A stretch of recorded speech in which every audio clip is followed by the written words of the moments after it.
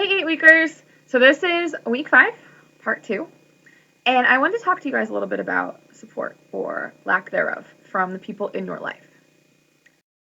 So oftentimes when we start a new venture of any kind that we are excited about, people in our lives they don't just believe the way that we believe. We're so excited and we have this big plan of how it's going to go and all this stuff. And it's like everyone in the world is just being a roadblock. You're like, really?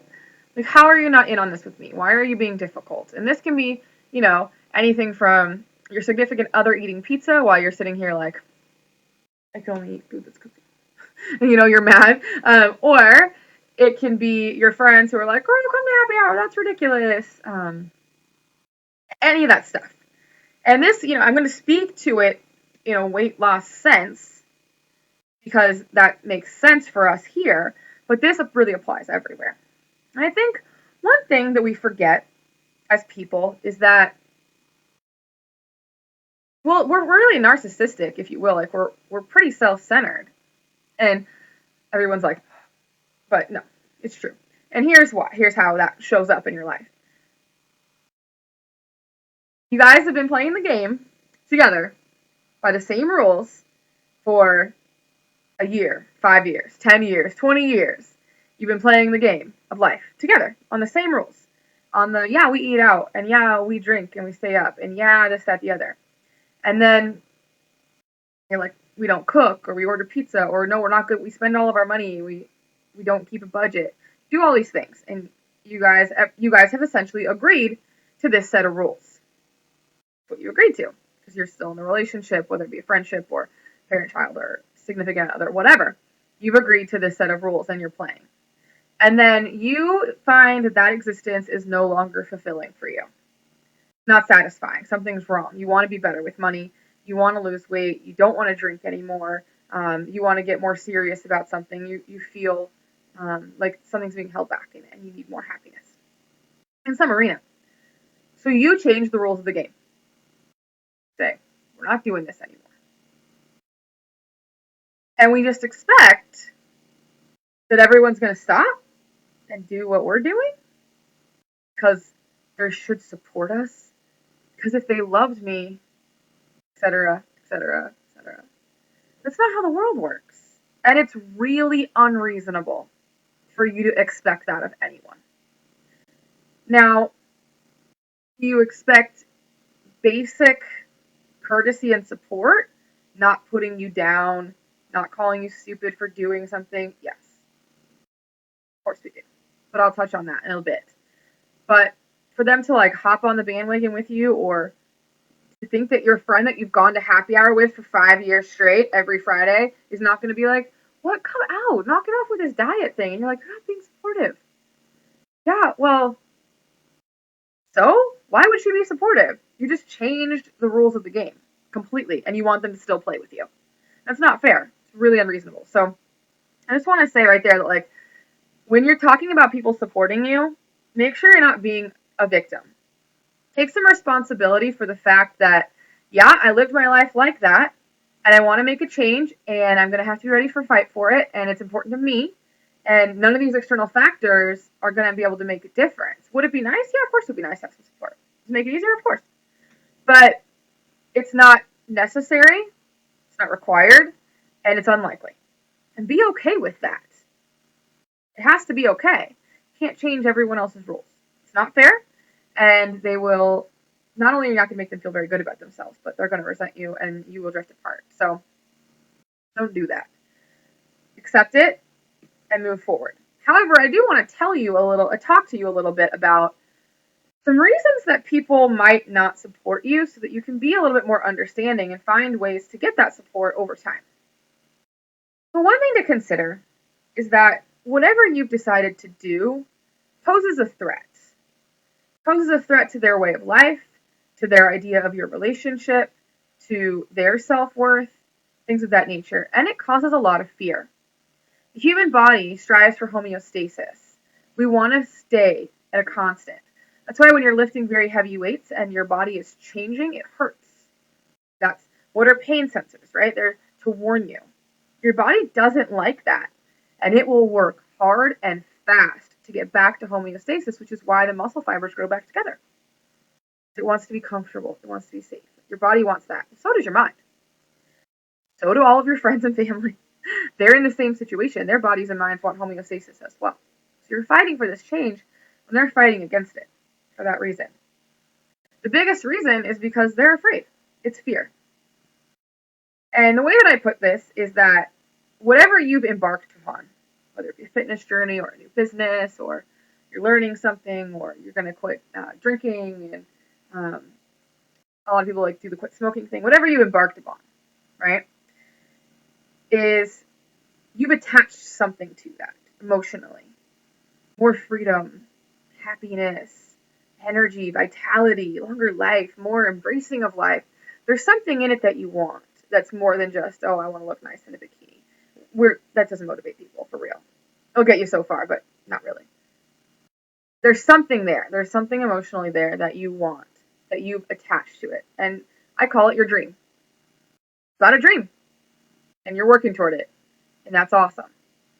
But oftentimes what we forget is that you working toward a new dream, often like it sort of pushes the people that are in your current dream out. And they know that. They know that there's not a place for them. If you think about that friend that your guys' big bonding thing is happy hour, she knows that it won't be. You guys won't have the same friendship anymore unless she makes some changes. That's scary. It's really scary to face. And we can all say, no, it's going to be the same, whatever. We can, blow smoke up our own butts all day long, but that's not the case. Relationships will change if you make changes in who you are and what you're doing. That's going to happen. So if you're, I know for me, when I got out of college, I was in college until I was 27, because I always had jobs and stuff the whole time. So I was always just part-time, just going at it. So I had all these college friends. But I was 27. And my friends were 23, 24, 25, right? So they're still going to Taco Tuesday and doing these things. And I'm like, no, I can't do any of that. So when I started my fitness journey, that was very difficult for me because it was like, you're never out anymore. It's so-and-so's birthday. Where are you? And it didn't align. Those relationships did, in fact, change because it's all that they were based on. Now, a lot of my college friends I'm still friends with, which is cool because you get to see who sort of shuffles out, right? Like who ends up still being there when you put it all through the strainer. And that is really cool. That is really cool. But yeah, I have less of my college friends now because they didn't fit into the dream. And I never expected them to. That would have been cool, but I couldn't put that on them. So you have to understand that whatever dream you have that you're going toward, for the person in your life to fit into that dream, they're going to have to make some changes. They know that already, and it terrifies them. Because what if they can't? What if they're not strong enough?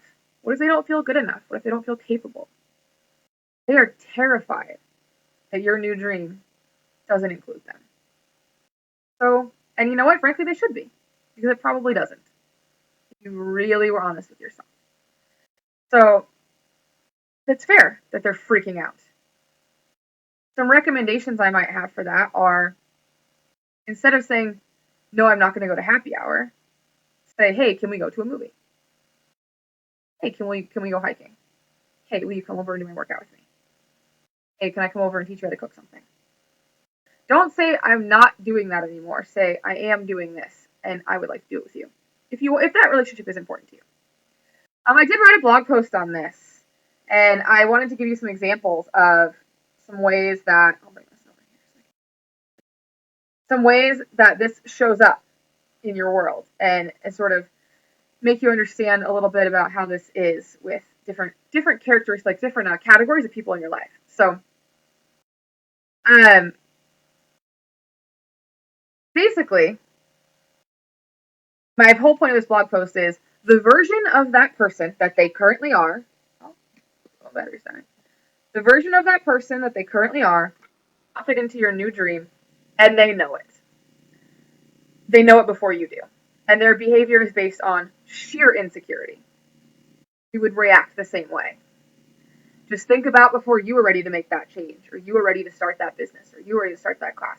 If that person would have walked in, you would have felt exactly the same way. If they were like, oh, we're doing this now, you would have had the same fears, the same panic. We say, oh, we would support them. We say it now because it's easy to say. It's not true. And if you're honest with yourself, you know that. So I came up with 4 examples of ways that this shows up in different categories of people. The first one is parents who hold back their children, who don't want their kids to move out, who want their kids to stay at home and go to community college because it saves money, when they know full well that's not what it's about. It's because they're afraid that they're not going to be needed anymore. So, as a parent, of course you want all your child's dreams to come true. Of course you do. Like, it's not even a question. But the thing is that oftentimes we let fear get in the way because we won't have a place in that new dream. So let's say your kid gets into the college of their dreams, starts this career of their dreams, finds the significant other they've always wanted, has new babies, blah, blah, blah, right? Even if you're involved every step of the way in that process, your relationship will never be the same. It's new. It's a new dream. It causes uncertainty of where you lie, where you stand. How important am I? Am I still necessary? What is my identity? Right? It causes a lot of trouble. Even if you're like, in as coming to college day and all that, or what do they call it? Parents' Day, right? At college, it's still not the same. Your life is changing and it's scary, and it causes these crazy codependent relationships where grown children are living at home not out of necessity, but because their parents are not strong enough yet to let them go because they're afraid. They're afraid. So that's a big one. So your friends who hate on your positive life changes. So I've pretty much talked about this one a lot. So I won't really go into this one too much. I just say, if they're hating on you, please evaluate how you've been spending your time with them and own it. Own that you've taught them that you're a certain way and that it's going to take some teaching to show them that you're different. And every time you slip up or every time you break a little bit, you're sort of teaching them, I'm not that serious, Every time you give in to them, whining at you, you teach them, well, my new goal's not that important. Be careful what you're teaching people. So I'll skip that one. I wrote a little bit about when my fiance went to Europe last year. I didn't take that very well. I was freaking out. If you guys were around, it wasn't pretty. And what I really, really came down to was right before he was leaving, I just realized, what if he doesn't come back? That's what I was afraid of. What if he doesn't come back? Because he goes and meets the love of his life over there. Possible, right? Things happen. He was going to France. Things happen. He was going to Paris, right? And I realized it wasn't that I didn't want him to go. It wasn't that I didn't want him to have that experience. I got to go to Europe after school, and it was incredible. I spent 2 months over there. It was so much fun. I would want anyone to have that experience, especially someone I cared so deeply about. It wasn't about him. It was about me. What if I wasn't good enough for him to come home for? Right? So here I am being not supportive and being like a lunatic, and it had nothing to do with him. It had everything to do with me. It's a really big example of how that showed up in my life. Once I put that together, it was a lot easier. So I was able to express that to him and get some reassurance that no, I'm looking forward to coming back and starting our life, and I want to be with you forever. And hello, we're engaged. What are you doing? Sort of thing. Once I was able to figure out what's going on with me, I was able to communicate it. So that was helpful. And then finally, spouses that get jealous or resentful of your new goals. This is a big one. One of the things that I actually find a lot in this business is I actually see a lot of divorce, which is weird, because as women find themselves and come into their own and have higher standards and become a better person, men sort of can freak out a little bit, and it's hard. So how I put it is they already know that the current version of them is not good enough for the new version of you. They know that. They're aware. They're waiting for you to figure it out. And they're afraid that you will. So they figure if they hold you back, they don't have to do the work. Because the work is scary. What if they do all the work and they're still not good enough for you? A lot of times it takes women a few years to put it together that the other person isn't necessarily good enough, or that friendship isn't good enough, or that family member shouldn't be spending time with them, right? But we eventually do figure it out. And they sort of know from the beginning this is going to be a problem. And their subconscious is freaking out and they lash out in different ways. And, it's our responsibility to be understanding and just, instead of being like, God, you're such an asshole. You never support anything I do. You're over here doing such, and such. And I can't believe you. And if you really loved me and the way that we get, our men, which is terrible, or our women or whatever, maybe stop and go, hey, I know that this is scary. And I really appreciate the support that you do give me. I love you. I'm not asking you to be anything different. I have to do this for me. And, having your support in it is going to keep us closer instead of drive us apart. Try that tactic. They'll probably be so shocked that they won't have anything to say because they're not used to being spoken to like that. But it's crazy what a little respectful adult acknowledgement of their fears and concerns can do for their support of your goals. So I recommend that you have that conversation. I'll post the blog post so you can read it. It's super long. I like went on a rant. I do that sometimes. So I'll post that for you guys so you can read it if you want. But essentially, I just wanted to say that the whole summary is essentially, yes, people are not going to support you. Don't be a victim and let that get in your way. Open your heart and understand that what you want is going to take some fight. It's going to take some sacrifice. And you're going to need to be a loving and open person to the people in your life that the ones you want to take with you. Some you don't want to take with you. Just let them go. And take them, bring them along and wait and be patient and understand. It's really important, especially in the relationship setting, for sure. So that's all I have for you today on that subject. I will jump into the challenge now. Put it somewhere. You guys tell me. It's always somewhere else where I'm not looking at it. Okay. So we clapped. That's so exciting. You guys are past the halfway mark. So this week we are doing the challenge is reducing starchy carbohydrates, specifically starchy ones. So your breads, your rice, your potatoes, your corn, beans, etc. Things that are not terrible for you, but we tend to eat too much of them. So we're going to cut down on as many carbs as possible. We're going to, go to whole grains. We're going to skip anything that says flour. Maybe stick to your red potatoes versus your white potatoes, things like that. We're going to make some changes. So I'm just going to read it to you as I do every week. So week 5, reduce starchy carbohydrates. Starches include rice, bread, potatoes, corn, beans, and other legumes. While many of these are in no way bad foods, most of us eat too much of them. The goal here is to cut way down on them, if not totally out, and then add them back in slowly if your body feels like it needs energy. This will teach you the relationship that you can have with carbs. They are vital for energy, but eating too many of them leaves us lethargic and eventually fat. Once you figure this out, your entire relationship with food will change. So you may notice I'm not going to recommend any particular thing here, because if you're a runner and you're quite thin, naturally, you need to eat more of them. And if you sit at a desk all day and you have a few hundred pounds to lose, not so much, right?